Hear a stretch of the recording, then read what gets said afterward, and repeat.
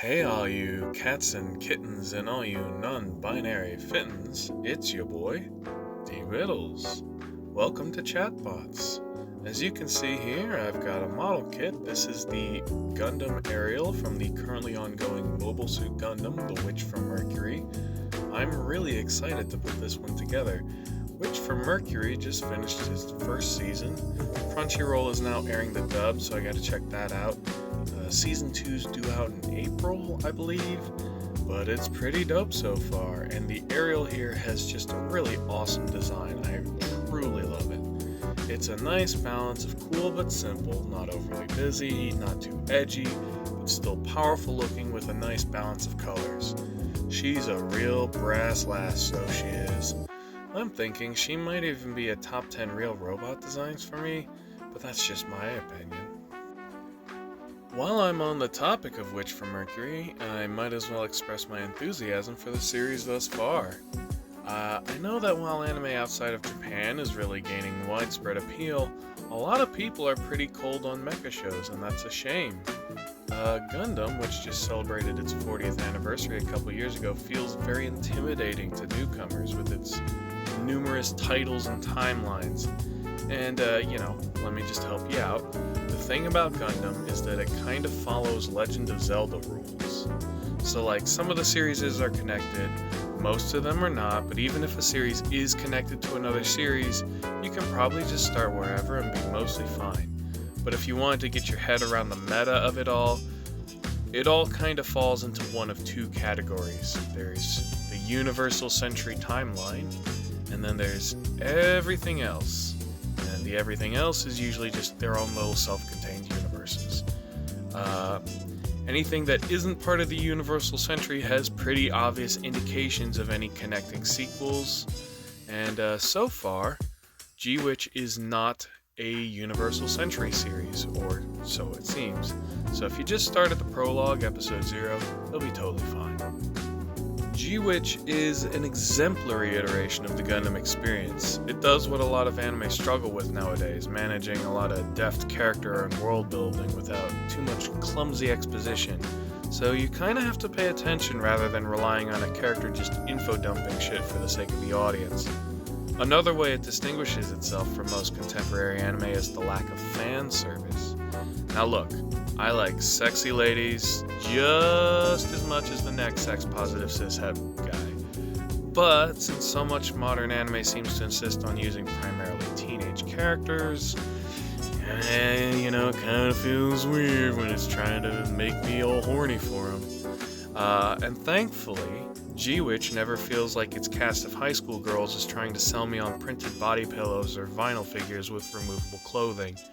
The characters are actually pretty rich and pretty clearly defined, and the plot has plenty of twists and turns to keep you invested. Those unfamiliar with Gundam might liken it to something akin to, sci-fi Game of Thrones, with all these individuals and factions conspiring for power or acting against existing power. And like any good Gundam series, the theming is on point.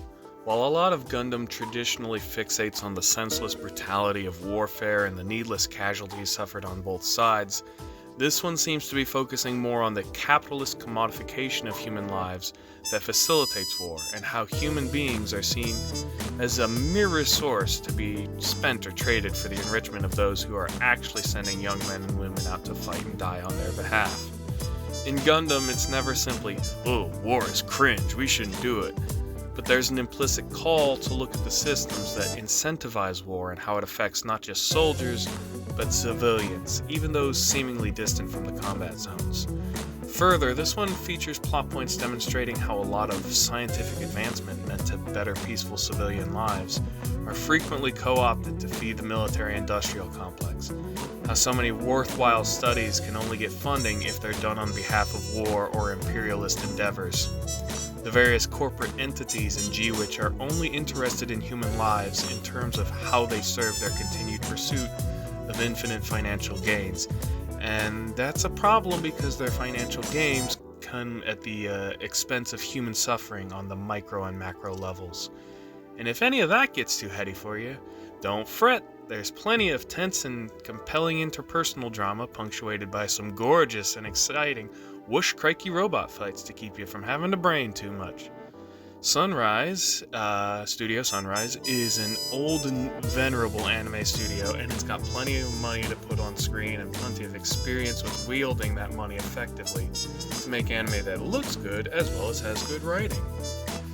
But hey, enough free press for a big name company. I've got something a little more substantial I kind of want to run by you guys. So hey, has anybody heard about this Mr. Beast guy? Odds are pretty good, at least a few of you have, seeing as he's got 133 million subs on YouTube on his main channel. And real quick, while I'm pointing that out, might I recommend a quick sub or a thumbs up for yours truly? Anyways, a couple weeks ago he posted a video wherein he went around the world and cured the blindness of 1,000 different people using his own money.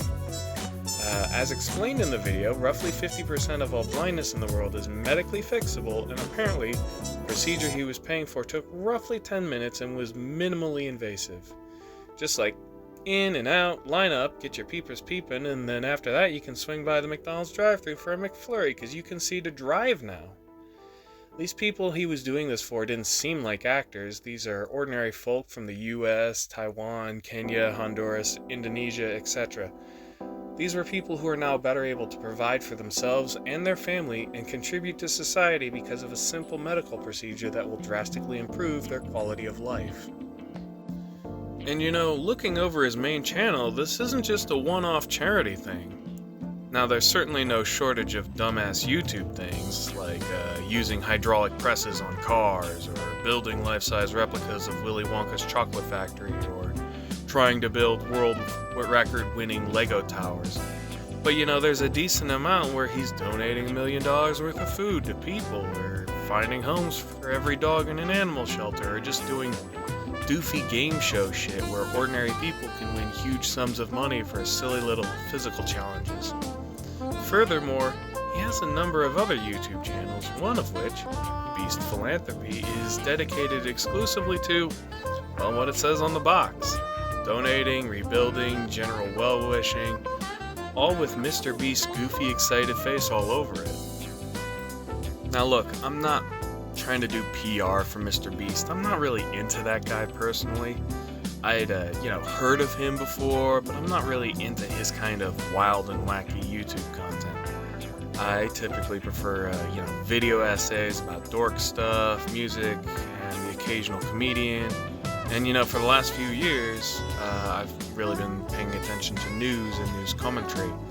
And this is kind of where Mr. Beast entered my attention because his 1,000 Blind People video made national headlines.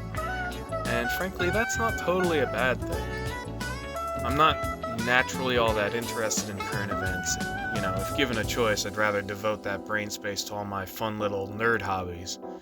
Genre movies, animation, video games, comics, toys, fantasy, sci-fi, horror, etc. But the more I age, the more I'm kind of seeing the necessity for paying attention to things beyond my own little world of swords, sorcery, and spaceships. Frankly, the fact that I've been able to get away with living in that space for so long is evidence of just how fortunate I am for the circumstances of my life. Because the more you tune into the news, the more you see how there's rarely any good news. There's rarely much in the way of things that make you feel reasonably positive about the state of things outside your own little fantasies of ninjas and monsters and ray guns. You know what's been a really popular thing in mainstream fiction, most especially recently, is superheroes. I've been devotedly reading comic books since middle school, so the last decade and a half of increased focus on comic book superheroes in movies and television has been pretty indulgent for yours truly. Superheroes have been a source of hope and inspiration for me personally for a long time, so it's not hard to see why a lot of people who are finally getting exposed to them are receiving them so strongly. The idea of people who are gifted with great powers and great opportunities using those gifts to strive to make a better world for those less fortunate is a very appealing idea, most especially in times when it seems like things are very hard on all of us. They serve not only as an escape from a less than ideal reality, but as a reminder of what we should all strive to be. We all can use our different gifts, skills, and circumstances to help each other out. And hey, even if we don't have any particularly amazing skills, sometimes all someone in a crisis needs is for someone to show up at the right time. Because at the end of the day, what makes a difference in someone's life isn't Amazonian might or vibranium panther armor, but the willingness to help out the people around you, to help out people who you don't know or don't have much connection to, but who are still worth helping. And I believe this because I believe that the suffering of one person equates to the suffering of all people in some fashion. John Donne is famous for the whole "no man is an island" quote. If you haven't heard it, I might as well recite it here because it's pretty short. No man is an island entire of itself. Every man is a piece of the continent, a part of the main. If a clod be washed away by the sea, Europe is the less.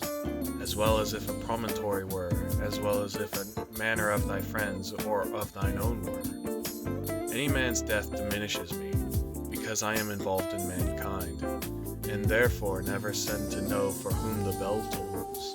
It tolls for thee. Bet you weren't expecting that "for whom the bell tolls" line to show up in there. Yeah, that's right, you got two famous quotes from one poem. Okay, so some pretty hippy-dippy words. We're all in this together. We're all part of the Oversoul, all cells on the cosmic organism, right? Alright, sure, but no offense to those into mysticism and spiritualism, but I like to try and understand things from a more practical, materialist sense. The suffering and strife of one person means that that one person is less able to contribute to society as a whole. A sick or infirm or miserable person is less capable of realizing their full potential, or of making an impact on the world that benefits us all, right? Okay, so let's put a pin in that thought for a sec. Now, some of you might be listening to me talking about Mr. Beast and about superheroes, and you might reasonably come to the conclusion, "Oh, DBiddles, you think Mr. Beast is some kind of superhero now? How cringe, thinking that superheroes is real life and that this goober is one of them." And frankly, no actually. Like I said, I'm not that big into the guy, but it's clear that a lot of his charity work might be a tad performative, and he might do a lot of it because the views of his videos help to generate the revenue that allows him to live an extremely comfortable life. These viral feel-goods direct attention to his non-charity vids, which he also monetizes, and that charity work he's doing often pays for itself. Not to mention, in order to get a YouTube channel like this started, he likely came from a fairly wealthy background that helped him afford initial costs and permit him to continue making content long enough to accumulate and maintain an audience of literally 100 million people. Doing his little nice guy philanthropy videos are part of his job, part of making content. He is essentially exploiting their suffering for his gain. Oh, so you think he's a virtue-signaling scumbag then? No, not really that either. I mean, say what you will about philanthropy and or virtue signaling, there's real people he's impacted with his work. Even if it were being done purely for the sake of making money and laundering his reputation, you can't take away the fact that 1,000 people can see now, thanks to him. And they and their friends and their family are forever going to be grateful for that. And the content he makes, silly and indulgent as it is a source of joy to, again, 100 million people. I went ahead and watched another one of his videos, one about spending a day in a town with no laws, and while again, it's not really my cuppa, clearly a lot of people really dig his stuff. You know, he could very easily use his platform to fire off shitty, uneducated, hateful, reactionary rhetoric like Matt Walsh or Charlie Kirk, and he doesn't even need to be terribly smart or creative to do it, as evidenced by the aforementioned dipshits and their various peers. All he'd really have to do is get sponsored by fossil fuel billionaires who pay him obscene amounts of money to be their little mouthpiece propagandist, and again, there's not a high bar to clear to get chosen for that. The fact that he chooses to do silly little videos that occasionally involve any, very meaningfully improving people's lives is admirable. Mr. Beast, aka Jimmy Donaldson, isn't listed on Forbes' 2022 list of the 200 richest people in the world. but just by his 1,000 blind people stunt alone, I'd argue that he's done more real material good for the world than Forbes' #1 richest man, the legendary fail son known as Elon Musk. You know, Elon, incidentally, fancies himself as a superhero. A real-life Tony Stark is a common phrase that his community of annoying fans likes to throw around, as Musk likes to pretend that all the stuff made by his employees was actually made by him personally, and he frequently announces grand projects that are nominally meant to move humanity forward scientifically. You know, he likes to talk a big game about taking humanity to space and developing AI and how cryptocurrency is the future. Oh, and he's real proud of his line of Tesla electric vehicles that are supposedly good for the environment. You know, just be sure to overlook the fact that they constantly malfunction, their auto-driving feature is nowhere near feasible, and that the carbon credits that the Tesla accumulates for being a good, eco-friendly car company gets sold to other car manufacturers that are not nearly as eco-friendly, thus negating the whole eco-friendliness of Tesla. Strangely, despite his massive wealth and fame, very little of what Elon attempts or produces ever seems to get us much closer to space-age enlightenment, if it even comes out at all. But he does seem to continue to profit quite heartily. You know, before the whole thing where he bought Twitter to make it his own echo chamber safe space hug box in an attempt to find the genuine sense of interpersonal validation that he so desperately craves. But more on that later. I think we're all kind of missing the point of superheroes. We're all dazzled by their spectacular, bombastic space battles with interdimensional tyrants and metaphysical cosmic horrors. We're all fixated on their fabulous dynamic outfits that cling tightly to their conventionally attractive bodies. We're all so moved by their huge epic feats of heroism and sacrifice that we kind of overlook a key feature of superhero fiction. There you go. That's another thought I want you to hold on to for just a few minutes. One of my favorite comic book reads of all time is Grant Morrison and Frank Quitely's 12-issue series, All-Star Superman. If you're plugged into the world of comics and their adaptation, James Gunn recently announced a number of planned DC film and television projects in production for the next decade or so at Warner Brothers, and one of them, Superman Legacy, is rumored to be somewhat loosely based off this story. So, you know, if my recommendation isn't enough, there's another reason to check it out. But anyways, the story of All-Star Superman is that Lex Luthor tricks Superman into receiving an extra strong dose of solar radiation, which is normally what gives Superman his powers. And because of this, Superman now has a kind of super cancer, and he's got like maybe a year to live. Meanwhile, for his many crimes, Lex Luthor is imprisoned and eventually is going to be given the death penalty. So the whole story is basically Lex and Superman living out their final days. Superman sets about getting his affairs in order, looking after his friends and family, telling the people who mean the most to him just how much they've meant to him, having a few final adventures, that sort of thing. One of the fun things he does is come out to Lois Lane, confess his love to her, and he gives her a birthday present, 24 hours with an exact copy of his superpowers. Mostly, though, he's trying to make sure that the world will be able to carry on in his absence, making sure that the people of Earth will be alright without him there to help them. Meanwhile, Lex Luthor is doing his scheming thing, showing off his impressive intellect in his final interview before his execution to humble reporter Clark Kent. And he's playing five-dimensional chess to not only escape from prison, but fully capitalize on Superman's inevitable absence. The thing that makes Lex so dangerous as to be a match and a credible threat for the last son of Krypton, despite not having his powers, is not just his supreme intellect that surpasses the already quite highly intelligent Man of Steel, but his utter ruthlessness and disregard for others. It's allowed him to dominate our society through mostly lawful means already, amassing absurd wealth and influence in addition to the fabulous power afforded him by his ingenious inventions. And in his interview with Clark Kent, he openly mocks Superman, spitting on his foes' altruistic ideals. He doesn't understand how someone with all of Superman's gifts can even think of wasting his time with the affairs of mortal men, let alone dedicate his time to serving them. As their perceived superior, shouldn't he be entitled to their praise, awe, admiration, and fear? That's how Lex regards others after all. It's not a big stretch to maybe even read Lex as intensely jealous of Superman, not just for his superpowers, but for his reputation. I'm gonna spoil a little bit of this story now, so if you want to read it for yourself, go ahead and jump to this time code. Deploying spoilers in 7, 6, 5, 4, 3, 2, 1.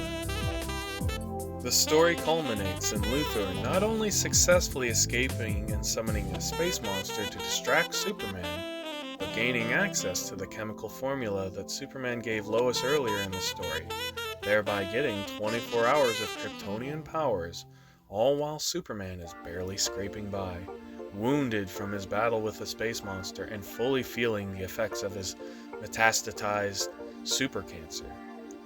Of course, having masterminded this entire plan from within his maximum security prison, surely Lex has meticulously thought out a schedule for how to optimize his 24 hours of unchallenged godhood, and even, maybe, make it a permanent feature. Fortunately, Superman's kindness to another space creature affords him a lucky break, and with some quick thinking, he's able to drastically reduce Lex's super time before Lex can do too much damage.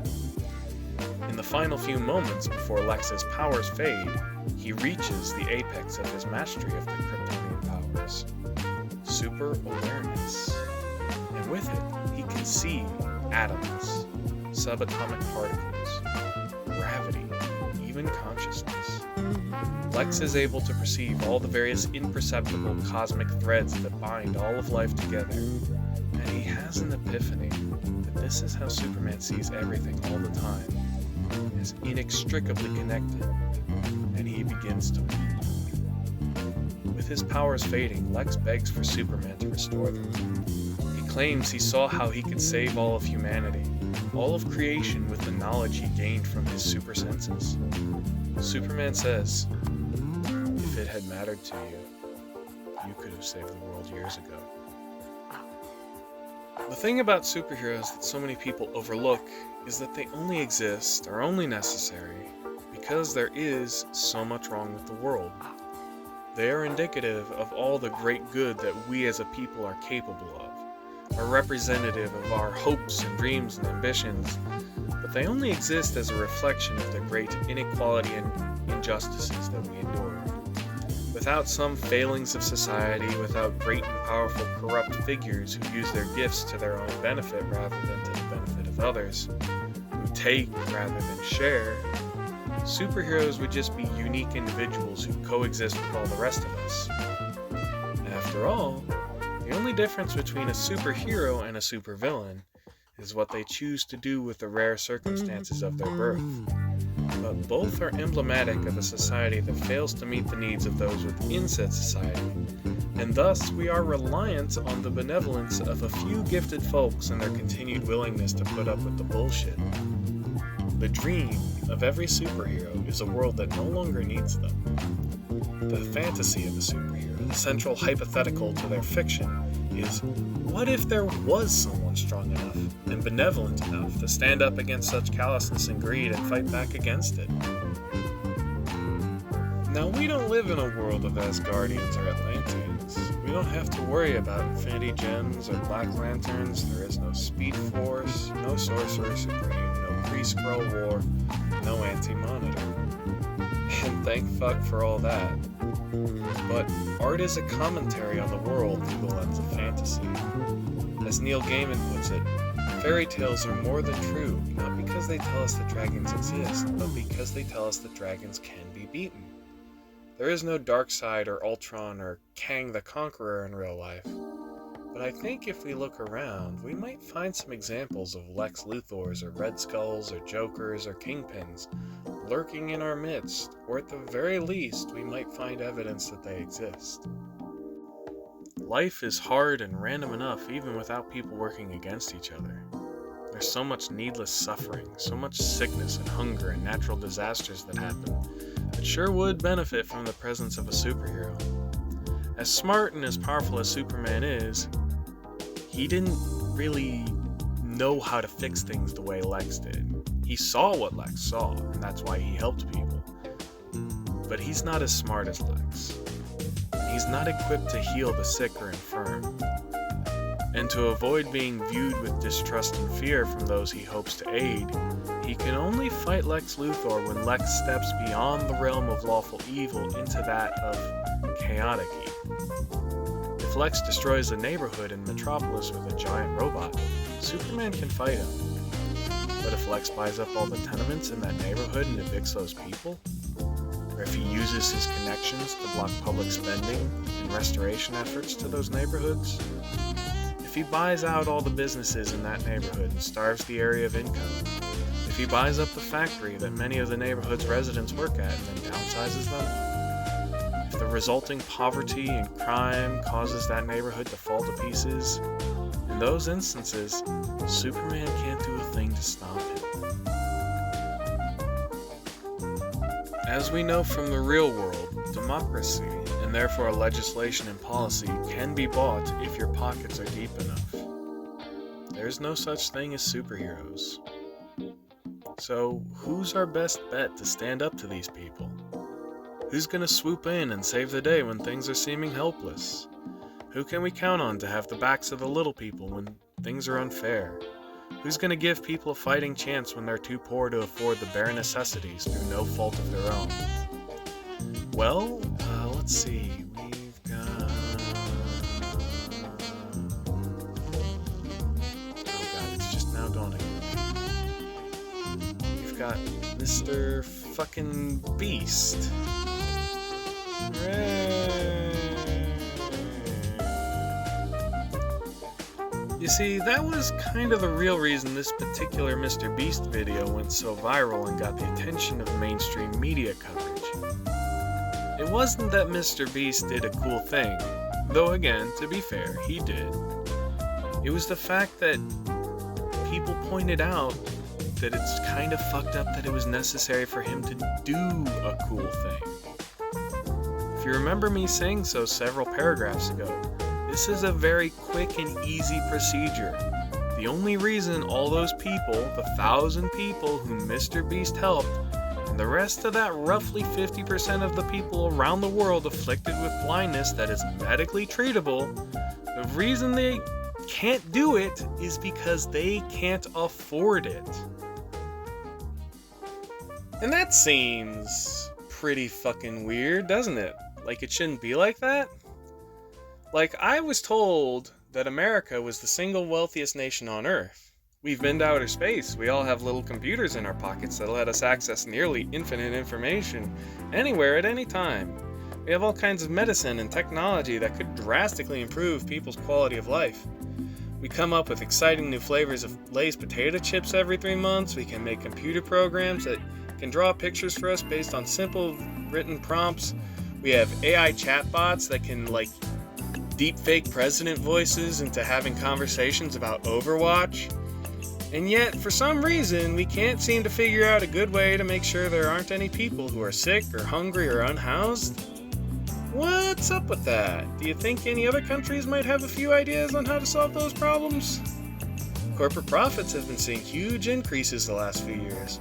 Inflation just keeps jumping up while wages stagnate. Hey, I thought that we couldn't raise wages because that would cause inflation to happen, and yet inflation just keeps happening anyways. And now so many of us are just struggling to get by. Many of us have endured some pretty drastic setbacks due to the COVID pandemic. Here's a personal anecdote. My brother's health insurance just randomly stopped covering his asthma inhalers, and now they cost him $95. $95 for daily use life-saving medicine that has been around for decades. Side note, have you ever noticed how the people who complain about big pharma when it comes to trans-affirming care or COVID vaccines or abortions don't say a word about big pharma when it comes to stuff like this? It's almost like their problem isn't actually with big pharma, it's with trans-affirming care, COVID vaccines, or abortions. Huh. The rich are richer than ever, while the rest of us see the cost of living, something that we only tenuously had the ability to meet, slip through our fingers. The number one use for sites like GoFundMe is to help pay medical bills. So many people, when they have a medical emergency, insist that they not have an ambulance called so that you don't have massive emergency transport fees. Or hey, we've got all these public shootings that happen at a frankly worrisome rate. Meanwhile, there's so many police shooting innocent people because they're having a mental health crisis. So many non-violent drug offenders are hurt or imprisoned rather than treated. Why are mental health services not more readily available? I mean, these fucking shootings keep happening and we can't take away guns apparently. We can't limit guns. We can't do anything about guns. But it's a mental health crisis and we can't do anything about mental health either. What the fuck? People on television who demand you be outraged at unrelated politicians for the price of beef or eggs or gas to whatever the fuck, while failing to mention those who actually get rich off these products. Do you think any of them are ever struggling to put food on their tables? These now increasingly common literal fucking train wrecks that are destroying residential areas, poisoning their water supplies, and resulting in death and destruction. Do you think it has something to do with overworked and understaffed rail workers getting stonewalled by the railway owners and the literal fucking president of the United States when they asked for sick leave? Let's not even get started on climate change. Or let's get started on climate change. As George Carlin once said, it's a big club, and we ain't in it. So I'm obviously not the first or even the most insightful person pointing this out.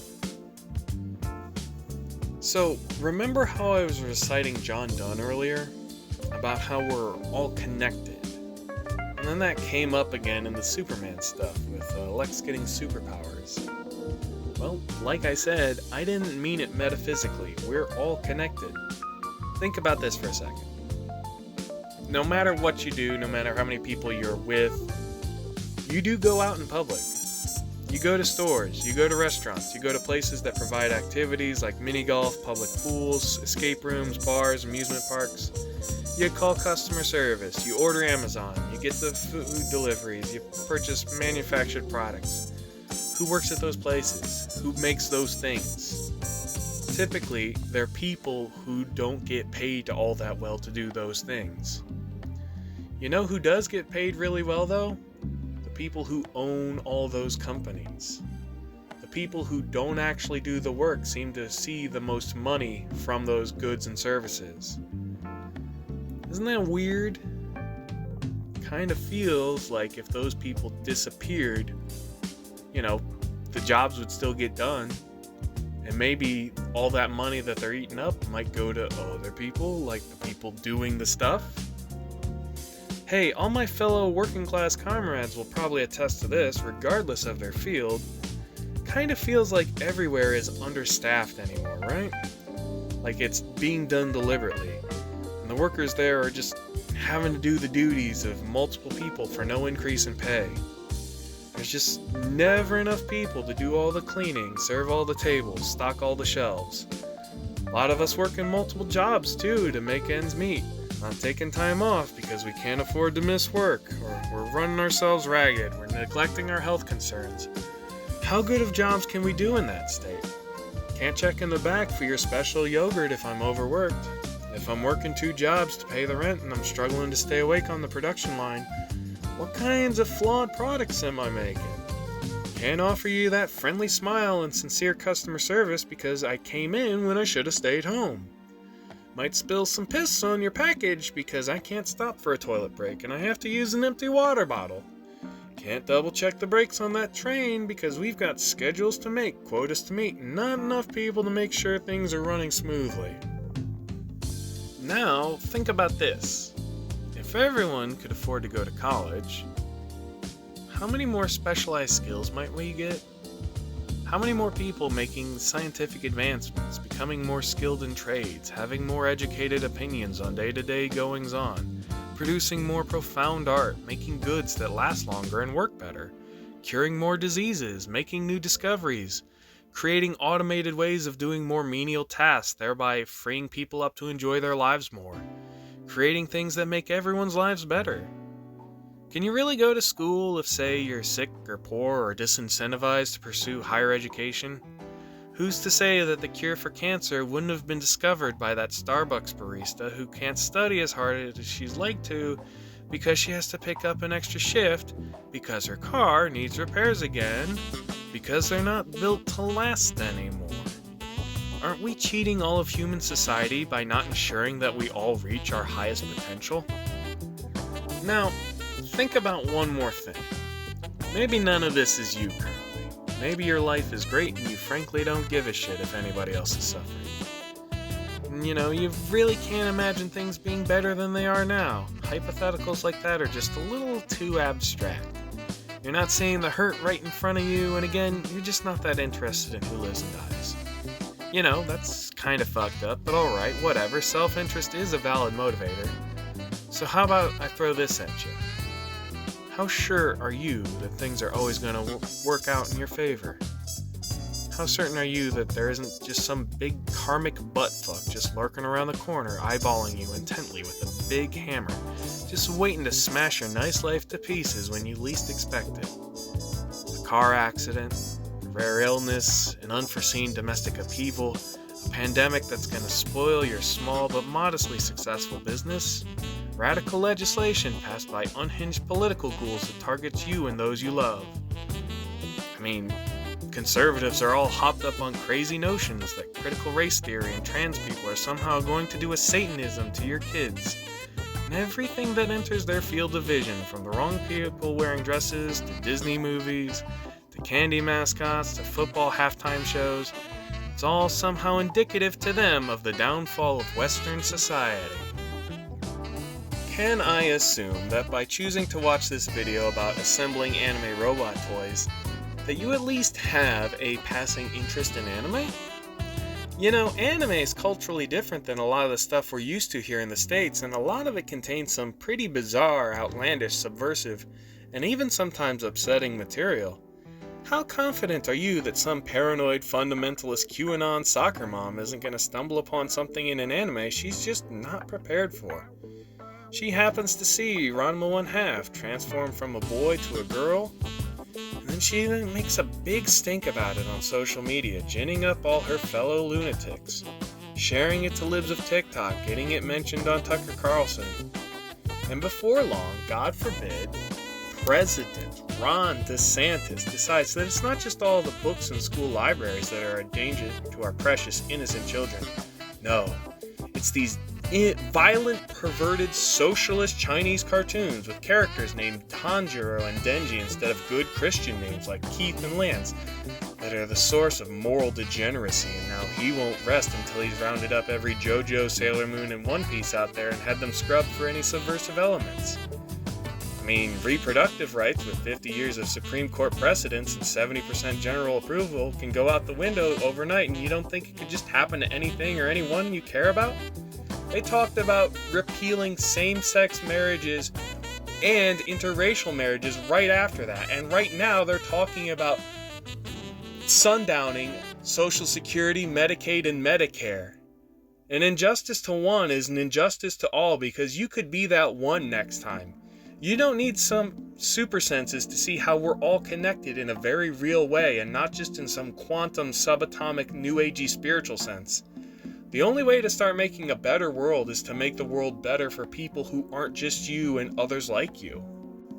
Back in 2021, David Beasley, the UN official in charge of their World Food Program, tweeted out that with $6 billion, they could feed 42 million starving people around the world, effectively ending world hunger. Don't worry, I did the math for you, and that breaks down to about $143 per person. Beasley name-dropped Jeff Bezos and our good buddy and wannabe Iron Man, Elon Musk, in his call to action. Bezos, who is a little sharper, wisely chose to ignore this tweet. But Elon, who just can't quit the twit, stated that he would totally help if Beasley could explain precisely how his donation, which would amount to 2% of his total net worth, would end world hunger, and Beasley enthusiastically agreed to meet with Musk. And that is where that story ends. 42 million human lives who could have done untold good for their communities, their countries, their whole planet. You know, they could have done. Look, I don't know if Beasley's plans were any good. Maybe they involved buying a bunch of t-shirt cannons and then using them to fire rice at villages in third world nations. But I feel like even if they had been fairly harebrained, at least something cool might have come out of it. You throw $6 billion in the vague direction of a problem, at least some splash damage from that money is going to hit the problem. And even if it doesn't solve it completely, you sure buy yourself some pretty nice press, and that makes you look like a superhero. Not to mention, you get a nice tax break. I don't know, maybe he did, and the press just didn't cover a monumental story like that. But I have to imagine, if Elon had ended world hunger, probably would have mentioned that in one of his many self-flating tweets that he fired off after spending $44 billion to purchase Twitter in late October of last year. A lot of ink has been spilled cataloging Elon's various policy changes to the very popular social media platform since its purchase. But most of it boils down to making it less functional, firing a lot of the people involved, banning people who make fun of him, posting Facebook boomer memes, begging for attention in the most pathetic, transparent way possible, and getting chummy with and unbanning various flavors of known Nazi. Oh dear. You know, if it had mattered to you, you could have saved the world years ago. There's no such thing as superheroes, but we're still all of us connected.